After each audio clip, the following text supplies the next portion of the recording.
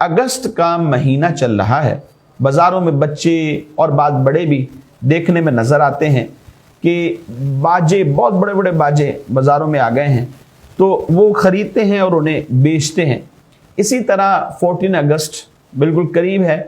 اس میں خوشی کے مواقع پر بھی بینڈ باجے، ڈھول اور بڑے بڑے باجے لوگ اپنے ہاتھ میں پکڑ لیتے ہیں اور بازاروں میں بجاتے ہوئے نظر آتے ہیں۔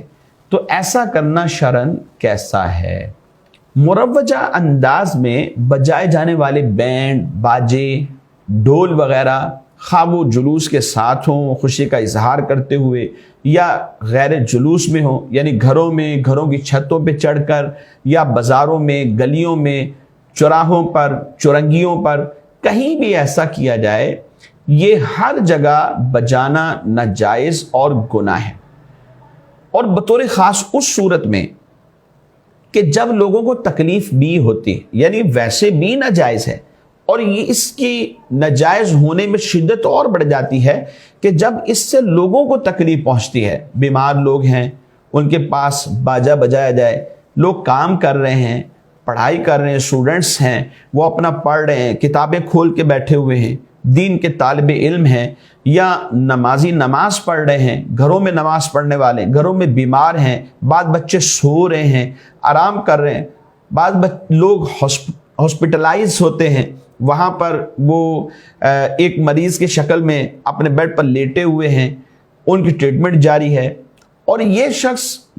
باجا لے کر اس کو بجاتا ہے، تو یہ لوگوں کے لیے تکلیف کا سبب ہے۔ یاد رکھیے، کسی بھی مسلمان کو تکلیف پہنچانا،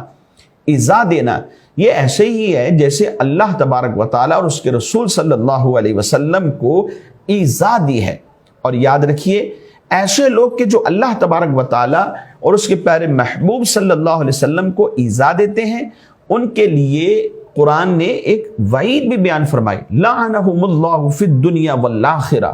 کہ دنیا میں بھی اور آخرت میں بھی ان پر اللہ کی لعنت ہے، وَأَعَدَّ لَهُمْ عَذَابًا مُهِينًا، اور دردناک عذاب اللہ تبارک و تعالیٰ نے ان کے لیے تیار کیا ہے۔ اور تکلیف کا جو سامان ہے